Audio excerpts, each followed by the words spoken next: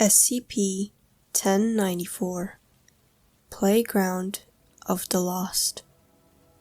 What is the first thing you associate with when you think of childhood? Could be the sweet scent of grass, or the fresh morning rain, or perhaps freedom. Freedom to dream, to desire.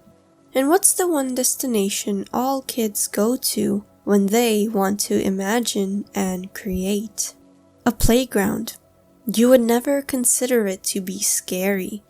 It's a place you look back on with warm, sunshine-tinted glasses. It's not a place where you feel a desolate loneliness, where you hide from monsters and wait in fear of what's lurking beyond. To turn this place of childhood, of safety and warmth, into one of horror. And SCP-1094 is exactly that. SCP-1094 is part of the Safe class. The Foundation keeps it inside Site-94, a containment facility made to look like a private company's office building. No personnel enter the established safe zone unless it's an authorized test. Anyone who expresses interest in going near it gets transferred off the site immediately. The Foundation decided the cleanest solution to personnel wanting to interact with SCP-1094 was to make sure those personnel were no longer their problem. The playground is how you would imagine. Seesaws, merry-go-rounds, slides, monkey bars, and swings occupying the area, all made of the familiar wood, plastic, and metal. What's unusual about it, though, is that it moves on its own.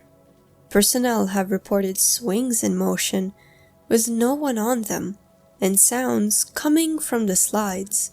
The Foundation believes one or more immaterial entities inhabit the equipment and interact with it regularly. But what they don't know is what those entities are or why they are there. Within 17 meters of SCP-1094, people feel compelled to go in and play.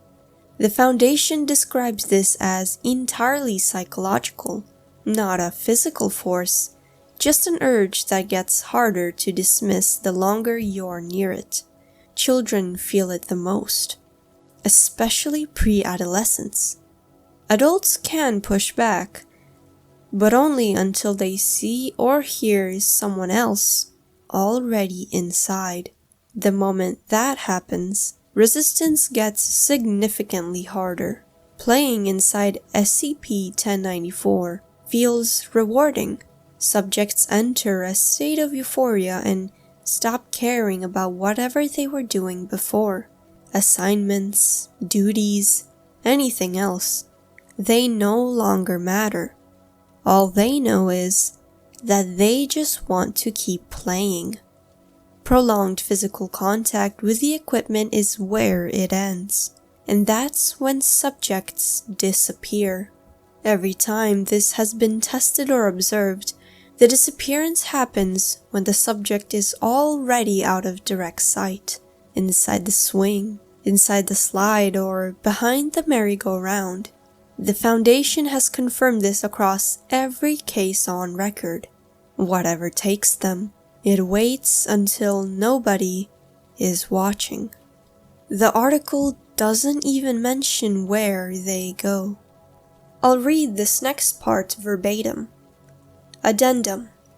A researcher assigned to Site-94 was found missing.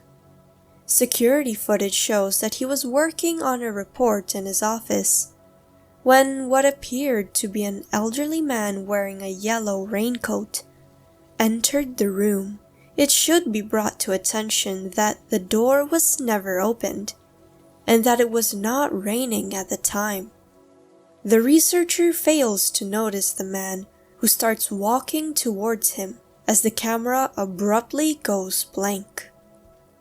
The camera resumes functioning approximately 7 hours later, at which point the researcher's office is empty. The report that he was writing was recovered and found to consist of only a single sentence. "I'll take care of the children." Security at the site was doubled after that. The Foundation doesn't explain further. This SCP article doesn't resolve anything. You don't find out where the missing people go, what the entities are, or who the man in the raincoat is. The Foundation offers no theory. The documentation just stops. They know something is in there. They know it waits until you can't be seen. They just don't know what it wants with the people it takes. The Foundation contains things that break reality, contain beings that can destroy the Earth, yet their solution to this little playground was to hide it inside a fake office building and transfer anyone who got too curious.